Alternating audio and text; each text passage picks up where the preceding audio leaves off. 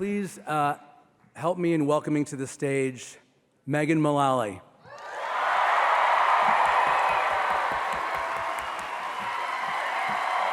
Eric McCormack.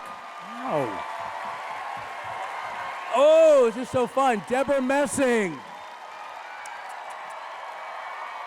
Sean Hayes. Director and executive producer Jimmy Burrows. Creator and executive producer David Cohan. Creator and executive producer Max Muchnick.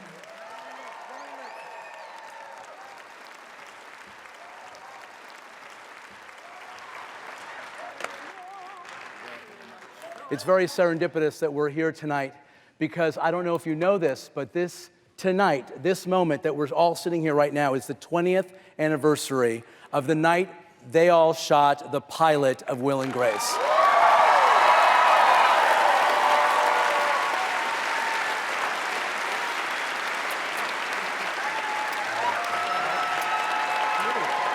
I mean, how exciting is that? It's such a thrill for me. All right, I won't fan out because I love you all so much, so I'm just gonna try to act professional. Okay, let me start with a question that obviously everybody wants to know, and for Max and David. You know, the success of this show this season is now being looked at as the template for how to do a reboot. And obviously we all, like they say in Hamilton, wish we were in the room where it happened.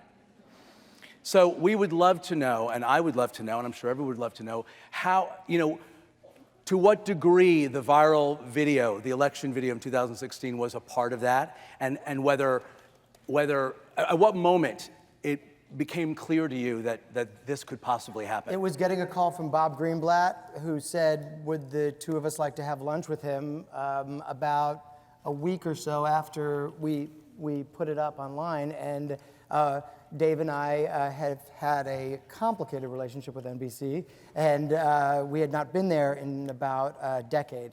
And so we couldn't imagine that they were going to be more angry at us for something. And so it didn't occur to you? We had an idea of okay. what it was going to be, but it was really about the four of them. Right. Oh, okay. Well, to that, David, also, can you talk a little bit about how you guys decided on the way in which it would happen? In other words, many might think, and most reboots will literally pick up where it was where they left off. And you guys had this, I think, genius idea to let us. That was all me. I think you guys had this genius, Max. Sorry, go ahead. You guys had this genius idea, and I'd love to know how much planning went into how we were going to do this. At what point do we pick up? Well, the first thing we said to each other was, they had kids. Like, they had kids at the end of the series. So if Will and Grace are parents, then they're parents. And if the kids are not really around, then they're bad parents. Do we want to see that? Do we really is that the show we want to see? Or do we want to see what the strength of the show always was, which was the four of them? And if that's the case, how do we dispose of the children? Boy, I've had that thought so many times, right? But that's not good to admit. I mean, it became clear to us just in the writing process that the four of them still had it in such a big way from the online piece that we did, and why would we, mess with that alchemy? But as Dave said, it was figuring out how are we going to, get rid of these kids. So then it became a question of, well, you have to acknowledge it. People have seen it. Acknowledge. It was kind of like a scene where you're begging the audience to go with us. Just go with us on this. It's better this way. And which was what we did. And we felt like once we kind of got that scene figured out, the rest would fall into place because we know these characters, and the difference is it's 2017 instead of 1998. The original idea was that I was going to wake up in a shower with Bobby Ewing, and just sort of combine it all.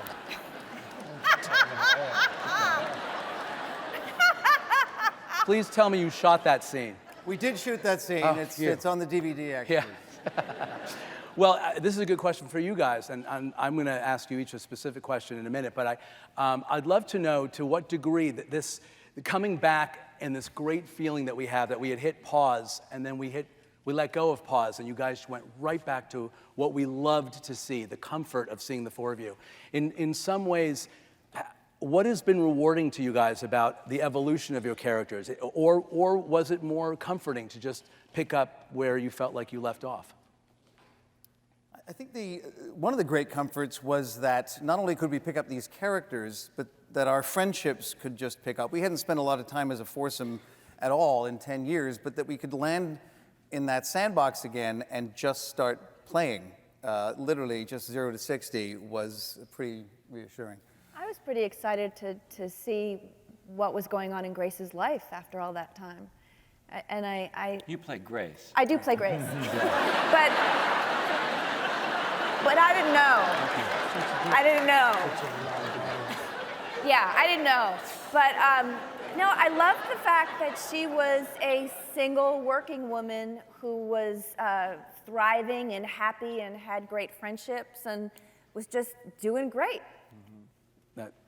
I have to ask you this because I'm dying to know, because you know when the show ends, when you have your finale, everyone knows that you guys pillage the stage and take things home with you. And I'm dying to know if there are any props or Max wardrobe. took the stage. Max literally took the stage. Yeah. He took the set. I took the entire apartment, but I think everybody got a little bit. She got, yeah. What did Deborah you got- take? I said that all I wanted was Grace Adler's door, because I thought it would be cool to have it in my house, just sort of leaning up against it. And so Max and Dave, they're like, it's a door, sure, take it. And a week later, I get a call from NBC saying, you owe us $250 for the wood. For the wood. And I said, sue me. Did you have to give back the door when you came back? I said, f*** him. So I have the door. Grace I Adler mean, has. my God, we were on for 8 years. We made them $1 zillion. They wanted 200. They wanted 200 bucks. So Grace has a new was door. like, I love that.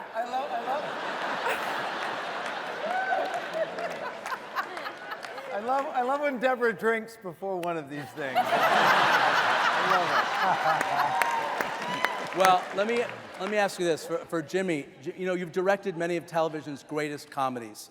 Cheers, Friends, Frasier, Taxi, Mary Tyler Moore, just to name only a few. Are you able Union Square. to use? Oh, nice. The Torkelsons. You also appeared in The Comeback, which was a hugely, it was great for us.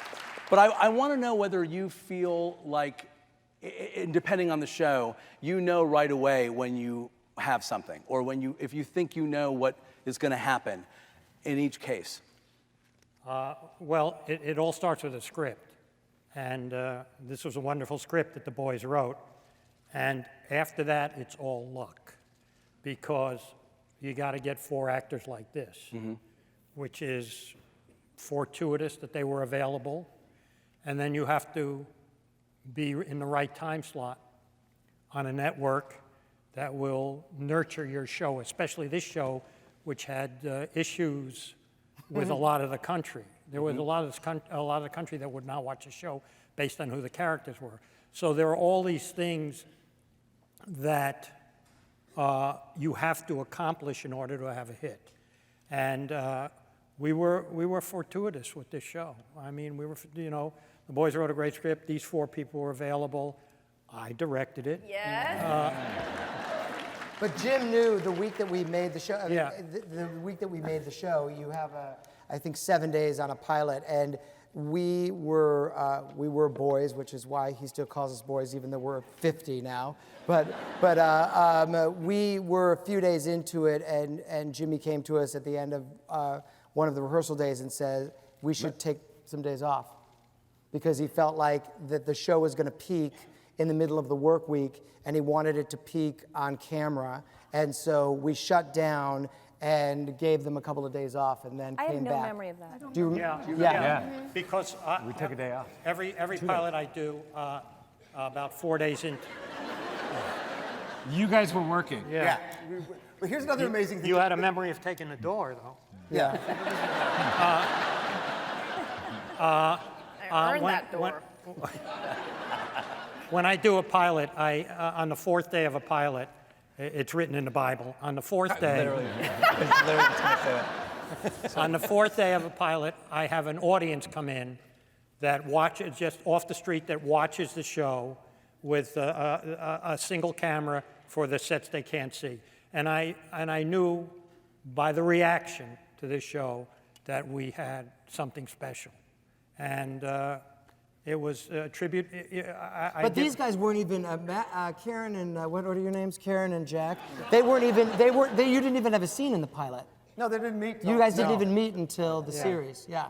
But something else that's amazing that Sean just reminded me of is that for the first 3 days of rehearsal of the pilot, there was a 5th character who was my partner at the law firm. And about 3 days in, Jimmy went, you don't need him.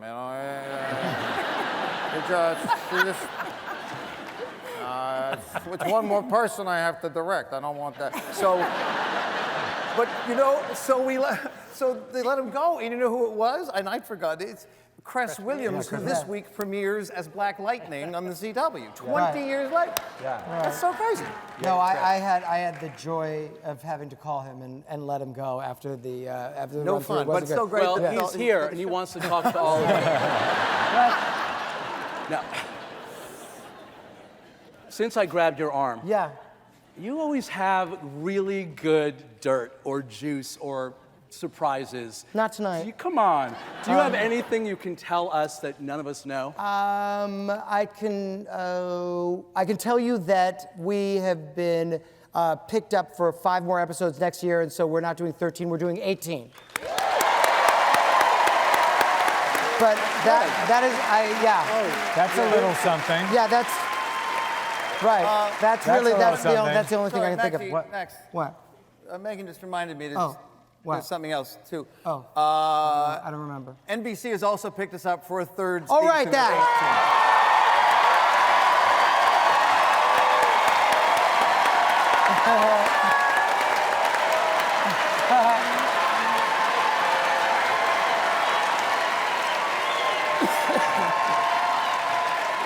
Thank you, Mr. Greenblatt.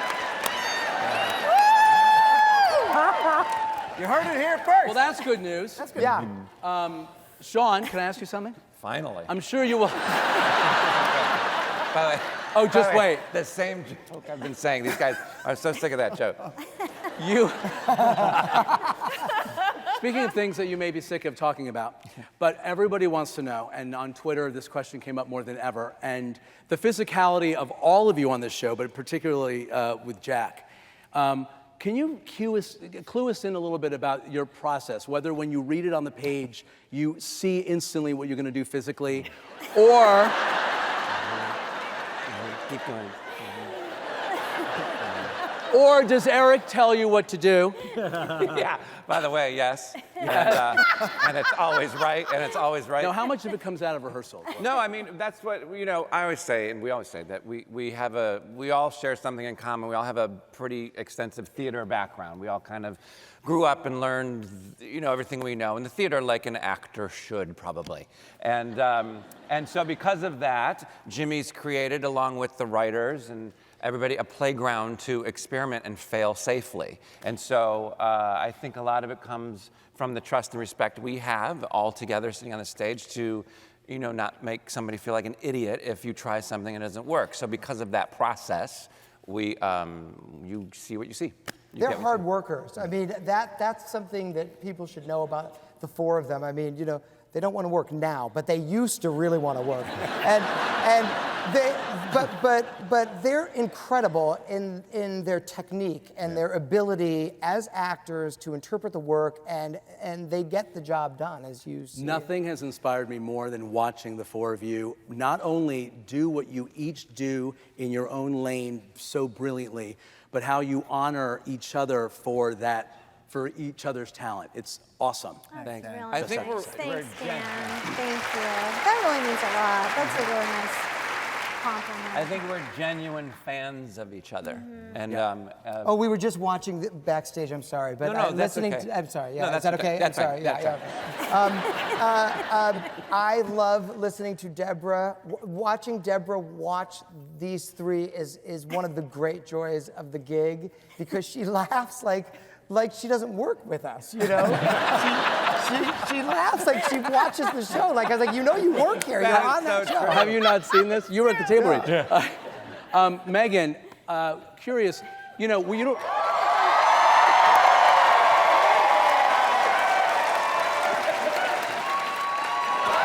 Wow, good. Oh no, not yet, not yet. That's what it cost us. Sorry. Not yet. Obviously, you get asked a lot the question about Karen voice and all that, but I want to ask you something that I really wonder about. You don't have to tell us your personal politics, but you get to play a character who may or may not share your personal life views. And I wonder if you look at that as challenging or a thrill to kind of enter the body of somebody who's so outspoken in such a specific way. Let's just say that since I've heard that Donald Trump Jr. is going to be available, Nick, we've had a good run.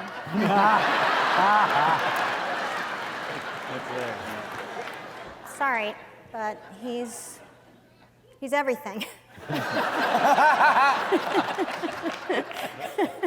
Great. That says it all, really. Thank you. All right. Deborah, it's well known that Will and Grace has featured some of the best guest stars. And this season is no exception, with J-Lo, Jane Lynch, Alec Baldwin, and others that you may remember Dan who were on the show. Lipinski. Oh, yes, Dan has been on the show. Okay, and no, that was just an opportunity, you know. No, but you've had, and you may have been vocal about this, but you've had one particularly favorite guest star, and we've lost her, but I would love to know what working with Debbie Reynolds meant to you. And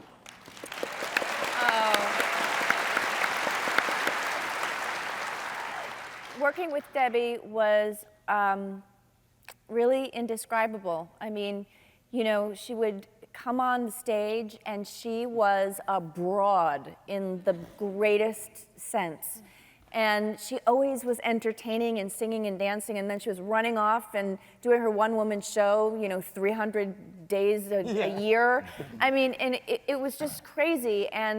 But she and I would sit together and we would talk about being mothers, because I was a new mother. And she would talk about Carrie. And we talked about, you know, the challenges of being a working mom. And, you know, she really became someone very, very, very special in my heart. And I really wanted us to honor her, you know, because she meant so much to the show. And I really think that the episode that they wrote honors her, and it's funny and it's moving, and, you know, but she's with us. The first day she showed up, we love her. Just quickly, the first day that she came to the show, she walked into our office and she introduced herself as Debbie Reynolds, Burt Reynolds' sister. And how did she introduce the audience? I mean, to the audience, how should she introduce herself? Every single show she did, she was introduced herself to the audience. She goes, "I'm Princess Leia's mother." Oh yeah, that's right. Every show. So she came and she sat down with us, and there was Debbie Reynolds, you know, sitting in our office, and I just, out of respect, I said to her, you know, you're going to be playing Deborah's mother, and, you know, you're this fantastic blonde, but would you mind, for our show, would you mind dyeing your hair red? And, you know, so you could look a little bit more like Deborah. And this is the first time I've ever met her, and she said, I have two hairs on my body, they're gray, and they're on my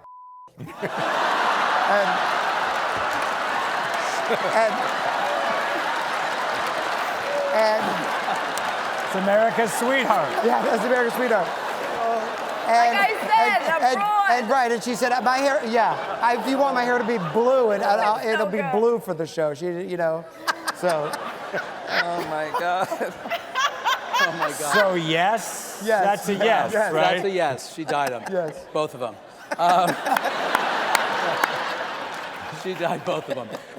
Eric, You knew that. you do such a great job of balancing a character who is not only the voice of reason, but also juggles so many of his own neuroses. And we got this question on Twitter a lot also, but I wonder what advice you, as Eric, would give to Will Truman now in 2018.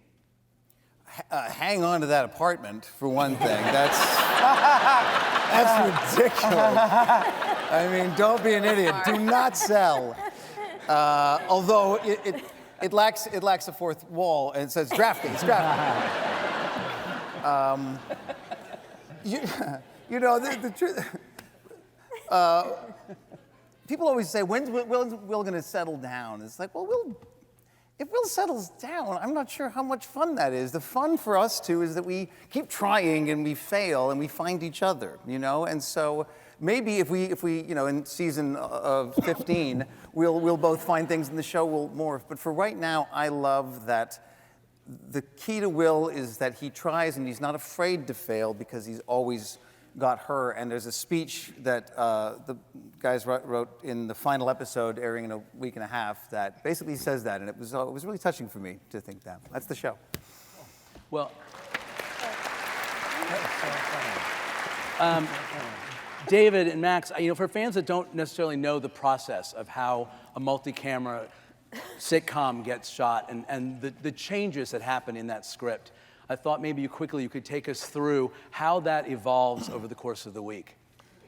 When we come into the writer's room, the goal is to always stave off work for as much as possible. Yeah. So what happens is that you end up just sharing stories of your own life. This is what happened to me last night. Host chat. Host chat, we call it, right? You can only drink your coffee like this. Mm-hmm. And from that, I would say most of the stories evolved from those conversations in the morning, where it's the writers just talking about their own lives, their own observations, stuff they saw, things that are happening in their own relationship, which triggers a thought, which triggers an idea, and suddenly you're off and you're trying to break a story from that. And once you have that story broken, and everybody's sitting around the table and everybody's sort of like throwing their 2 cents in, and eventually from that you cull together a cohesive story, and usually 2 stories, because there's an A story and a B story. We run the room, but we have assembled a group of writers that are spectacular, and they have been with us for now 20 years, a lot of them, and they are a very, very important part of what these 4 have said over the last, how many ever years we've been doing this. And we've always kind of believed in a meritocracy, the best idea will out. And so as a result, we have a lot of writers in the room who, at this point actually, it's only executive producers in the room. Wow. So that makes for a very, very unhappy writer's assistant team. And it makes for a very kind of energized and, a lot of passion takes place in that writing room. Mm-hmm. And obviously from table read to the run-throughs and rehearsals and watching the actors say these lines, and then on the floor on show night, there are rewrites even happening up until that moment. Like, is there a moment where that's the joke? Yes. Well, you have a sense of what works and what doesn't work, but rewriting initially was scary. Jimmy was the one who said, this doesn't work. It doesn't work. We could try something else. And it's like, but it's there. It's on the page. What are we supposed to do with it? It's like, get rid of it. Get rid of it. And Jimmy was the one who's like, don't be afraid to dispose of your children. And to write yourself, But it's a theme for the night. And also to write yourselves into a corner. I mean, Jim was the one who said, we would always make the ends of seasons difficult because they'd made for the best writing, in the following year. And Jimmy, you play air traffic controller from getting the script and talking to the producers and what's on the page to then the week of rehearsals with these guys and how much they play and and come up with stuff. How is this show different from other shows you've worked on in that respect? Best one. Yeah, this is the greatest show I've ever worked on.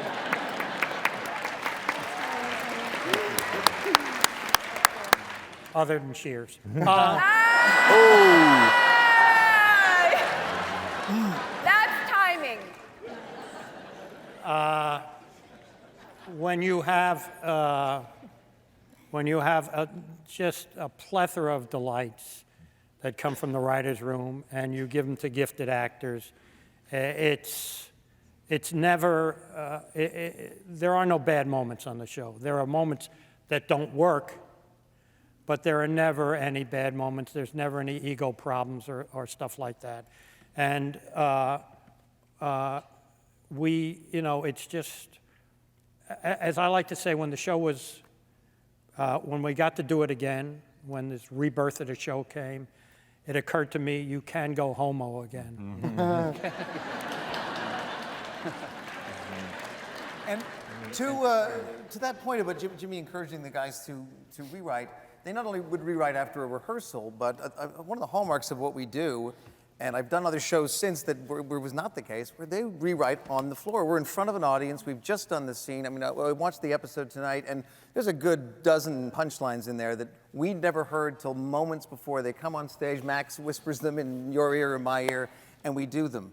And so the reason I think the show remains fresh is because you guys are never afraid to invent and reinvent and reinvent. And what was funny about that episode that you all just watched is these are artists and they don't get a chance to watch everything that's on TV. And pitching that Khaleesi line to Deborah the night that we filmed it, and she had no idea what Khaleesi was or whether it was. And you just had to sound it out to her, and you knew that. Khaleesi, say it after me. Khaleesi. Khaleesi, and then you knew Miss Ball was going to take it and make it work. Literally said the joke phonetically. Right? Yeah. I did. I mean, They're Megan like, was just. Trust us. Yeah. It will get a laugh. Right. Megan didn't know what White Walkers were, and this year, and I'm like, just say it. It's gonna get a laugh. Let me just ask a couple of other questions that we got from Twitter, which are, we got many of the same question, which is amazing. Megan, do you have well, this is really for all of you, a favorite? No, go, please, them. A favorite moment from the show, either the first season or this new reboot, or one of? Oh gosh. Well, I guess in this reboot, I was just sort of blown away by the script for Rosario's quinceañera. So, not only because it was an incredible script all the way around for everybody, but because we were sending off this beloved character of Rosario, played by a beloved actress, Shelley Morrison, who had chosen to retire. And so I just couldn't believe it. When I read the script, I thought it was so perfectly calibrated in every way.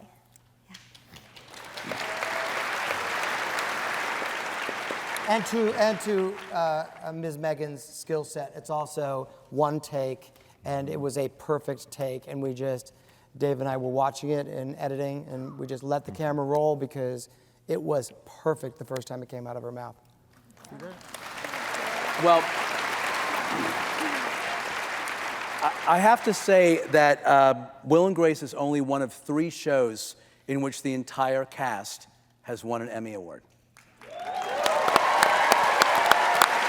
Along with the Golden Girls and All in the Family being the other 2. For you guys, I'd love to know at what point, this is a show for the history books. I don't know how aware you are of that when you go to work every day.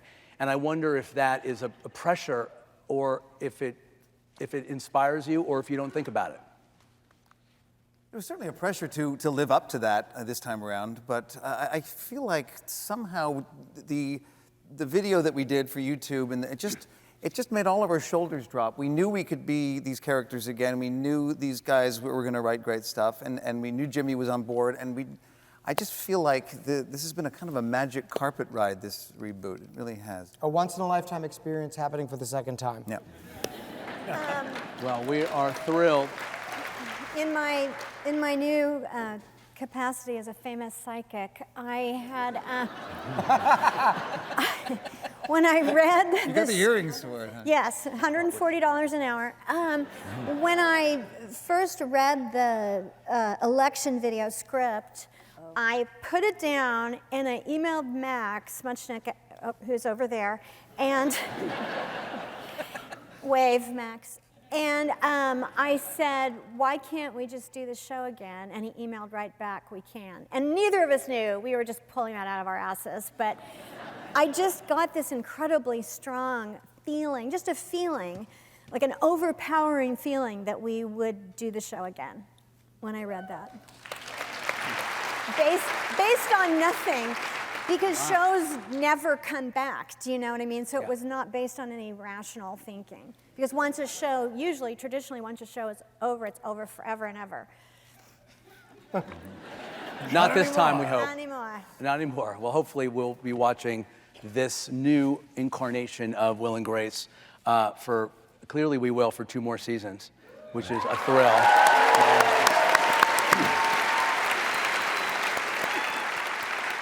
I know all of you, many of you have questions for the creators of Will and Grace, the director, the cast, and we will get to as many as we can, but it's very important that you have a microphone. So we will get to you. If you have a question, we can start right here in the front row. If somebody can bring a mic to this gentleman. There's Finn. Hello, my name is Brad, and we drove over from Arizona. I brought my husband. This is his Valentine's Day present. I know.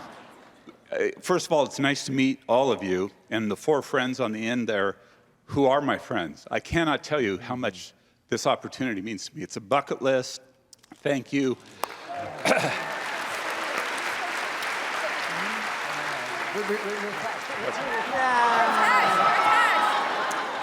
Sorry. After, Now everybody.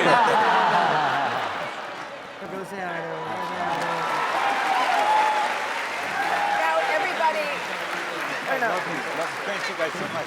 I'm sorry about the seat. I'm sorry about the seat. we can't do this We're gonna have to with hug- everybody. hug everybody now. Yeah. You'll come Okay. up and just- When it was actually Valentine's Day, did he think he I got do married? actually have a Yes. question, and I love the seats. The cathartic nature of this series coming back, the healing factor. I also follow all of your Twitter, the activism, love, love, love. My question was actually going to be for Megan regarding the Rosario send-off, because the layers you showed of Karen, so subtly, so exquisitely, I mean, they were just everything you guys tried to have happen, I can tell you, it was all done here. So I'll go to my other backup question, which I did tweet you, which was, what's your favorite adult beverage? So that's my go-to.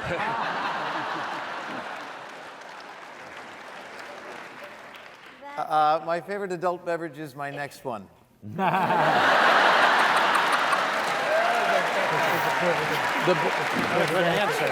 such a good answer. Other than the incomparable Debbie Reynolds, who are your favorite guest stars for anyone who wants to answer? Matt Damon. So funny. Michael Douglas. Michael Douglas.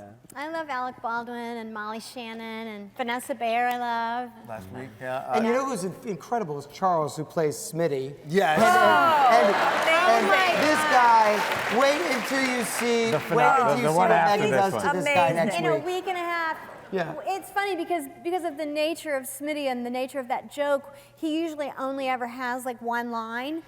And then something happened and he got more than one line, and we were all just like, holy f***, this guy is a genius. He's so funny. But so the actor Charles came up to me, like at the craft service table, and I said, and there was fish laid out. I said, "Oh, that's a delicious salmon, Charles. You should try that." And just like Gary went, "When I was a boy, my father took me fishing, and he told a Smitty story. There's a question right here in the front row. Right here.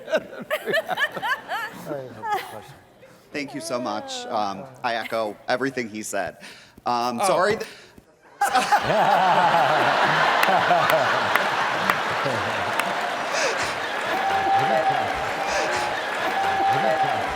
Thank you.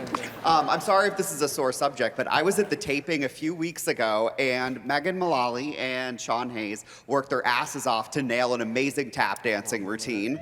And it didn't make the final episode. Yes. And I was just wondering a little bit about the editing process. There was so much great stuff in that episode you filmed. How do you decide to kind of what makes the final 21 minutes? And Megan powered through with the It is a flu. sore subject. I'm sorry. I'd like to preface this answer by saying that I also had this stomach flu at the time we shot it. We did a tap dance on top of a table, and I was sick with a stomach flu. But she Please nailed continue. it. Yeah, but I want to answer the question because we heard a lot about that, okay? And it's very, very difficult to edit this show because everything is good, and but you still have to judge it according to what you want out there for the audience to see, and you want the best of what is already fantastic out there. And we have to be very, very hard on our work, and that's why hopefully the show stays at a certain level. And that number was fucking insane, okay? It was crazy, that number. Megan's character was talking in time to music, okay? It went to another world that really, we had to make a choice that, and you know, that couldn't. That was great. Yeah, and Thank you. but it will be online. It will be online. Right there. Hi guys, I'm such a big fan. Oh, look at the shirt. I was wondering for each of you, I am a huge fan of the bloopers, and I'm wondering, first of all, will there be more? And second of all, which one for you was the hardest to get through, all four of you? The nurse. Well, my hardest was the nurse. When this is hard. When Grace has to get her blood drawn, and I'm sorry, but literally, I mean, Jimmy, I mean, we did it literally like 8 times, and I could not stop laughing. I couldn't even get to it. And finally, he was like, Deborah! Come on, Deb. Come on! I don't do 8 takes of anything. Black By t-shirt far, in the that back was row. the hardest. Go ahead. I am so excited you're all here. And Jimmy Burrows, I mean, oh my God, Jimmy Burrows is in the house. Like, that's crazy to me. Okay, so I've been literally watching Will and Grace. Thanks, Dad.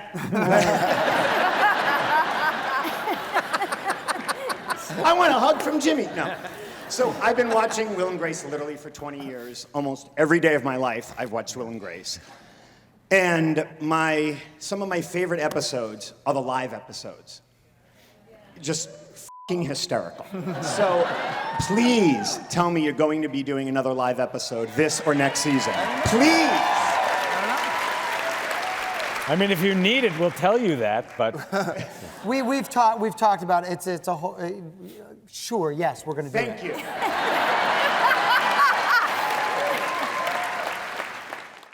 I'm speaking for everyone here. It's a pleasure. Thank you. Thank you for being my home for 20 years. I'm a high school English teacher, and I'm here with my twin sons. And I'm sure you can't imagine the impact you've had on teenagers growing up in America. So thank you for that. Nice to be with you. You've created such a safe haven for them. Just a couple words of advice, a couple sentences, what you would say to them, teenagers today, with the struggles they deal with from your standpoint, from the show, from your lives. Thank you.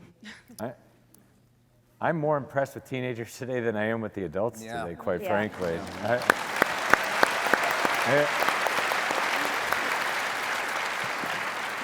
I'd probably say to them what I would say to my own son, who's sitting right there. I would say, I said dinner was ready 10 minutes ago. It's not that hard. I'll draw you a map from your bedroom to the kitchen. It's not that hard.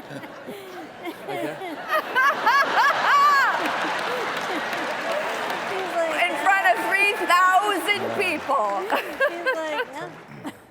Hi. My question is about the scene in the shower from this season.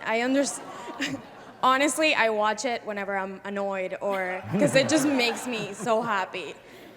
So thank you for that. But I want to be a television director one day, and I wanted to ask, how do you block that if you don't rehearse it? Well, yeah. Yeah, we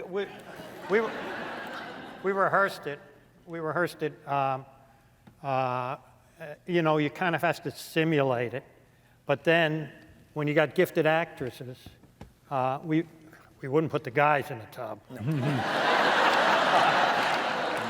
But That's a different show. They can't float. yeah. But we did it. We pre-shot it. I hate to say that, but we pre-shot it, but we had to do it because there was a lot of noise made by the water and stuff like that. But once we immersed the girls in the water, they loved it. They stayed in the water. What's wrong with the mermaid They cat? stayed, and we changed lines while they were looking over the top of the shower. And it was, you had to do it that way. That was what was it, fiberglass? It was a shark tank. It was Yeah. actually a fish tank because we. Mark Cuban was inside of it. Unbelievable. Good one. Good one. It's tucked away in the In the second row, white jacket. Yeah. Thanks. First of all, thank you all for being my best friends for so many years. Thank you. Sean Hayes, your Jerry Lewis, rocked Thank my world. Thank you. Deborah Do Messing? you hear that applause? That's for all the people who saw it, and all the people who didn't. And wait, and all the people who didn't applause also saw it. Deborah Messing, smash, loved it. And Will, you are kind of like my best friend that I lived with for so many years in West Hollywood, okay? Okay. All right. Karen Walker, I am part of the Karen Walker Club, okay? But I you have just a want to question? tell you all, thank you. Thank you. That is really what I wanted to say. Thank you, thank you, thank you. We have time for one more question. Go in the back. Yeah, Look I'm at gonna the get poor somebody people in the back. Can you get somebody, gentleman who's waving like this? Yeah. Stand up. Stand up. There, Yeah. that desperate person There right you in the go. back, yes. Oh, wait, that's Meryl Streep. Yes. There is yeah. Hi, my name's David. What an amazing thrill. This is the greatest moment ever, maybe in my life. Seeing you guys in person, it's fantastic. I don't know if it's for Megan or for Max or who, but in season 1, episode 16, there is a Megan Mullally About Last Night reference where Grace is on the phone and Karen says, cue the laugh and the hair toss from About Last Night. I've been waiting 20 years. Where did that come from? Who was that? You, Max, who did that? Wait, what? Well, the laugh. It wasn't. with the guy, yeah. Bill Shatner moment. It might have been a coincidence because in 1985 I was in the movie About Last Night, and I did something. There's something called the hair flip with a giggle, and then it ended up being something that Karen said later in Will and Grace. But I don't think you even knew that, right? Okay. No. Just. I remember the scene. But I remember her saying. I remember the scene. It's Grace being predictable with a guy, and Karen basically saying, "I know her moves now." I had also done that exact same thing in the movie About Last Night About in Last Night, 1985. yes. And she was the character that did the laugh and the hair toss. Right. Okay. Demi Moore. Thank you. Thank you. I want to thank the Paley Center. I want to thank everybody here, and especially Megan and Eric, Deborah, Sean, Jimmy, David, Matt.